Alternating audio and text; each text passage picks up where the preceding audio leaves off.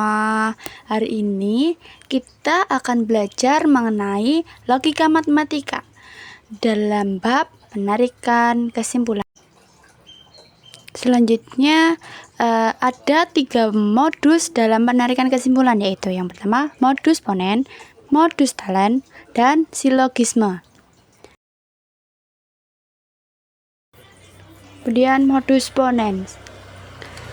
Modus ponen yaitu dengan rumus premis 1 sama dengan P maka H, premis 2-nya P. Premis di sini kalimat ya teman-teman. Nah, terus konklusinya sama dengan H, konklusinya kesimpulan. Selanjutnya contoh premis 1. Jika Andi rajin belajar, maka Andi juara kelas. Nah, Andi rajin belajar termasuk P, maka itu sama dengan Andi juara kelas itu Hi.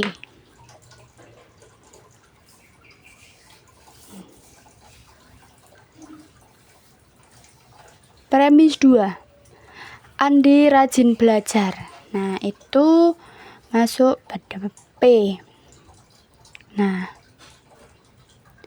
jadi kesimpulan dari kedua premis di atas adalah dengan rumus P maka H dan premis 2-nya P. Jadi kesimpulannya Andi juara kelas itu H, Andi rajin belajar itu P. Nah, kesimpulannya Andi juara kelas. Gitu.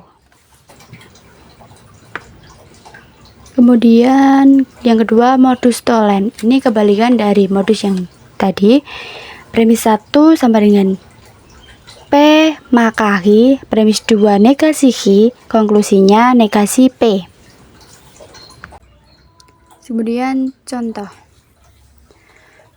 Premis 1, jika hari hujan maka sekolah libur. Premis 2, sekolah tidak libur.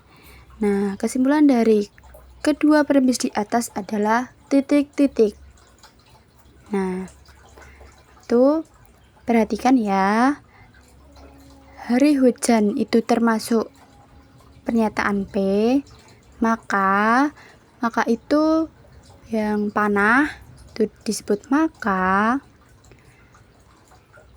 Terus sekolah libur itu termasuk pernyataan Hi. Nah, selanjutnya sekolah tidak libur. Itu kebalikan dari sekolah libur. Jadi premis 2 yang sekolah tidak libur itu negasi Hi. Nah, jadi P sama H, premis 2 H, kesimpulannya negasi P yaitu hari tidak hujan. Gitu. Kemudian contoh silogisme. Yang pertama premis 1 P maka H, premis 2 H maka R, konklusinya P maka R.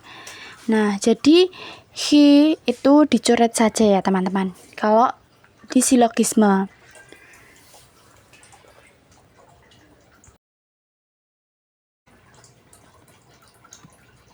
Contoh premis 1, jika Andi nakal itu termasuk P, maka ibu marah itu H.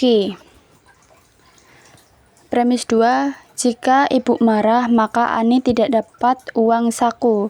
Ibu marah itu H. Nah, maka Ani tidak dapat uang saku itu R. Nah, kesimpulan dari yang awal tadi H kan dicoret. Nah, dicoret. Kesimpulan dari kedua premis di atas yaitu jika Ani nakal maka Ani tidak dapat uang saku. Dilihat dari pembahasannya, jadi H dicoret, sisa P maka her. Nah, kesimpulannya jika Ani nakal maka Ani tidak dapat uang saku.